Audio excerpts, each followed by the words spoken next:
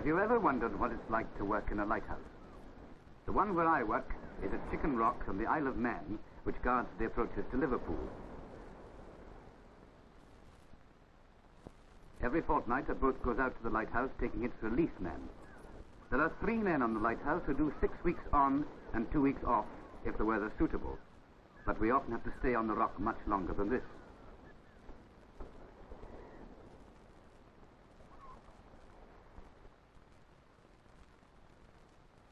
Every day, vessels are arriving and departing from the ports of Great Britain and Western Europe.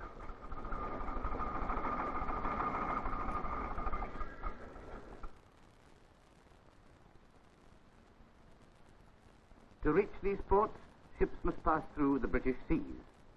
These waters are often dangerous with fast tidal currents.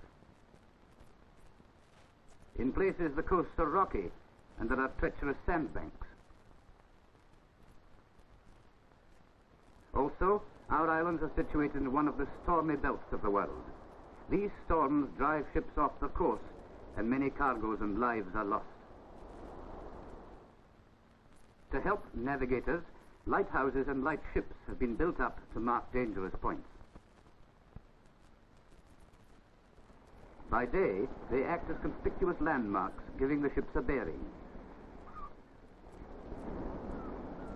By night, the flash of the light warns the ships. Each lighthouse has its own special signals, and the ship knows its position. All these lighthouses are manned the whole time and stand guard over their particular stretch of coast.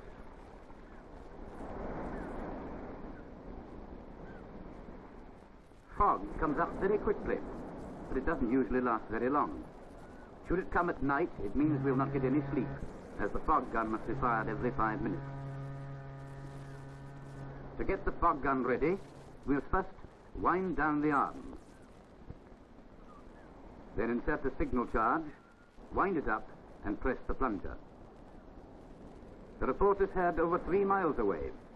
In fog or mist, by means of the fog gun or other noise, lighthouses warn ships of impending danger.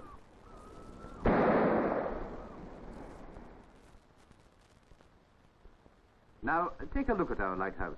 It's built of granite and it stands 122 feet above the sea. On top, there's the lamp house, including the lens mount and the 8 lenses, which weigh 3 tons. Below this, the machine room, which makes the light revolve. This machine's worked by weights, and it must be wound up every hour. Below the machine room, there's the first bedroom. Though small, it's fairly comfortable. Then follows the second bedroom, which is fitted with 2 bunks. The food store, which always contains enough food to last for 3 months, just in case supplies can't reach us. After this comes the kitchen, which has a coal oven that's always kept alight. Then the workshop, where we do any repairs that are necessary. Then we have the oil store, which contains fuel for the lamp. And below that, the water store.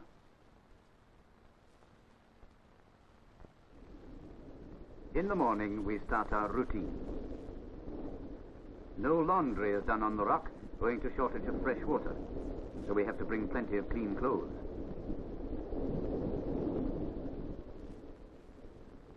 We can all cook, and we take it in turns to prepare meals. Cakes, scones, and bread are regularly being made in the kitchen.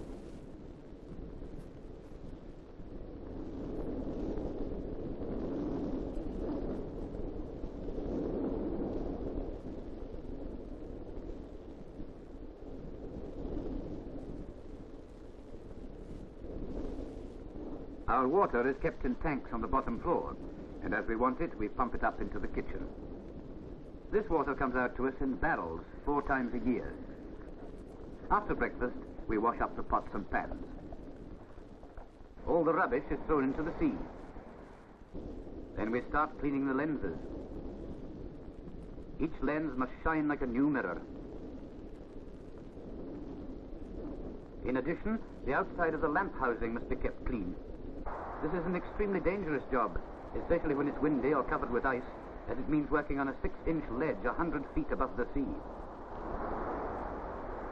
In summer, if the sun is shining directly on the lamp, We pull the blinds down so as to protect the lenses and the mantle.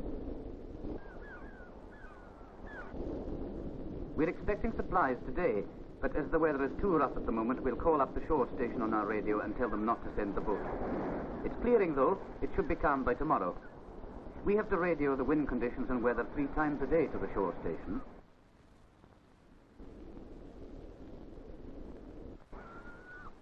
The afternoon is our leisure time, and at very low tides, if the weather is suitable, we manage to get a little exercise or a little fishing so that we can have fresh food.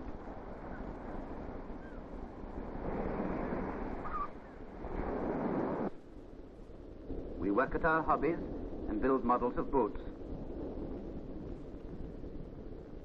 Aye, or even of lighthouses, which are correct to the last detail. This model shows how men's supplies are hauled into the lighthouse. The relief boat reaches the lighthouse about 3.5 hours before full ebb tide. And every fortnight, subject to weather, the relief man comes and he's very welcome. He will bring the mail with him.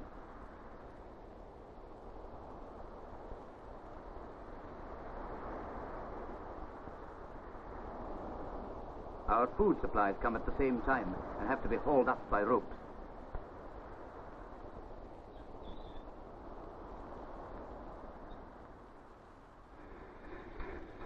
This is hard going, especially when it's windy, because water, oil, and spare machine parts all have to go up this way too. Paraffin, fresh vegetables, even our flour goes up this way.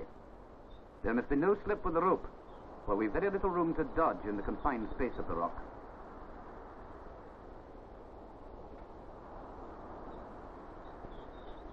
The man who's finished his 6 weeks' turn of duty then goes on board.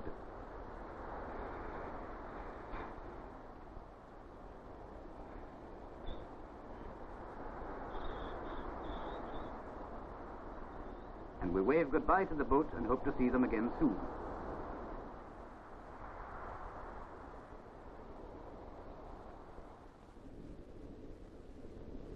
At sunset, it's time to light the lamp. And the keeper, whose night watch is 3 hours, takes over from his mate, who's just finishing the day's weather log. This is important and must be kept up to date. Also, all ships that pass must be put down in the log book.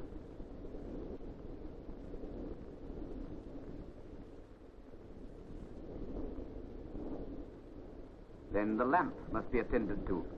This is like a large-scale primer stove and works on paraffin vapor. During the winter, it uses 3 gallons a night. Once the required pressure is obtained, he goes upstairs.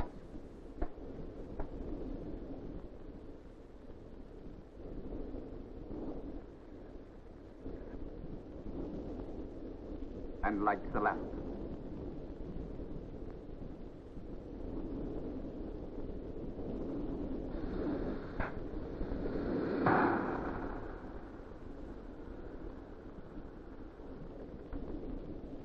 The weights are then wound up.